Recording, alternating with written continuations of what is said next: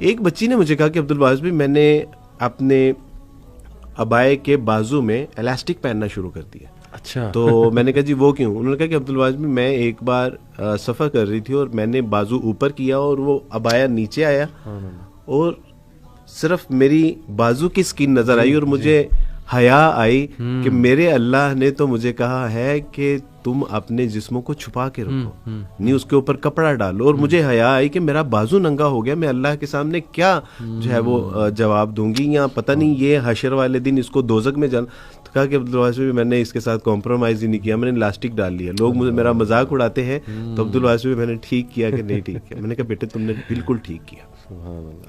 یعنی ایک خنسا, ایک بچی جس نے اسلام قبول کیا اور اسلام قبول کرنے کے بعد اس کو اپنے 3 بچے اور ایک شوہر چھوڑنا پڑا.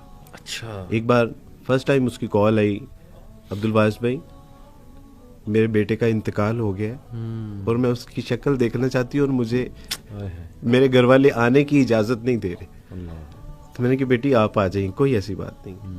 وہ آئے, اس اللہ کی بندی نے اپنے مرے ہوئے بیٹے کی جو شکل تھی وہ سڑک کے اوپر دیکھی. انہوں نے کہا کہ نہ گھر آنے دیں گے نہ قبرستان میں جانے دیں گے, سڑک کے اوپر. اور ہمارے ساتھ 2 جو ہے وہ پولیس موبائل تھیں اور ان کی کسٹڈی میں یہ کہ فساد نہ ہو, سڑک کے اوپر ایک ماں, اس کے جذبات احساسات کیفیات کیا ہوں گے.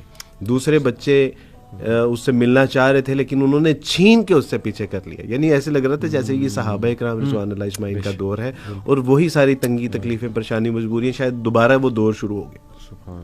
اس کو کھینچ کے پیچھے کیا اور مجھے لگتا تھا کہ بس اب یہ گئی.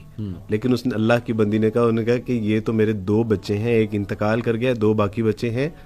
اگر ایسے درجن بچے بھی ہوتے تو اللہ کی راہ میں سارے قربان کرتے تھے.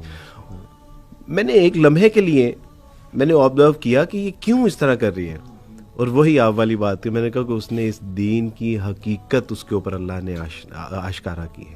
اس نے جو اسلام کو پڑھا ہے, اس نے جو قرآن کو پڑھا ہے, اس کے اندر جو رسول اللہ کی محبت پیوست ہو گئی ہے نا, وہ ہے جو پیچھے بول رہی ہے. اصل میں یہ اس کا جذبہ نہیں ہے. ایک بچی نے اسلام قبول کیا اور اسلام قبول کرنے کے بعد اب کورٹ میں بیٹھے ہوئے تھے. اچھا. اب کورٹ میں بیٹھے ہوئے ہیں, جج نے کہا کہ آئی ہیو نو آبجیکشن. یہ بچی اگر گھر جانا چاہتی ہے, شی از ایڈلٹ, اور اگر یہ گھر جانا چاہتی ہے تو مجھے کوئی اعتراض نہیں, اور اگر یہ گھر نہیں رہنا چاہتی تو آپ اس کو زبردستی کورٹ میں نہیں لے کے جا سکتے. اسلام قبول کیا تھا. اس نے کہا کہ سر میں اگر گھر چلی گئی نا تو یہ یا تو مجھے مار دیں گے یا مجھے ایموشنلی اتنا بلیک میل کریں گے کہ میں دین پہ ثابت قدم نہیں رہ سکوں. صحیح. میرے سامنے علی بھائی اس کی ماں نے اس کے پاؤں پکڑے, اس کے آگے ہاتھ جوڑے کہ بیٹی واپس آ جاؤ, بیٹی واپس آ جاؤ, چھوڑ دو یہ سب کچھ نہیں ہے. مسلمان تمہیں جو ہے وہ چیل اور کووں کی طرح نوچ کے کھا جائیں گے, بیٹی چھوڑ دو, واپس آ جاؤ. اور وہ اللہ کی بندی کی زبان پہ ایسی خاموشی تھی. وہ جنہوں نے رسول اللہ کو نہیں دیکھا تھا وہ باتیں کرتے تھے, اور جنہوں نے رسول اللہ صلی اللہ علیہ وسلم کو دیکھ لیا, پڑھ لیا, سمجھ لیا, ان کے اوپر خاموشی طاری ہو جاتی ہے. وہ خاموشی تھی کہ میں اس رسول اللہ کے ساتھ کیسے بے وفائی کر سکتی ہوں, میں اس اللہ کے ساتھ کیسے بے وفائی کر سکتی ہوں. اور اس نے کیا کیا, اس نے اماں کے ہاتھ پکڑے اور کہا کہ اماں میرے سامنے ہاتھ نہیں جوڑے, آپ کے ہاتھ جوڑنے سے کچھ فائدہ نہیں ہوگا. میں نے کہا یہ استقامت کا پہاڑ کیسے بنی ہوئی ہے.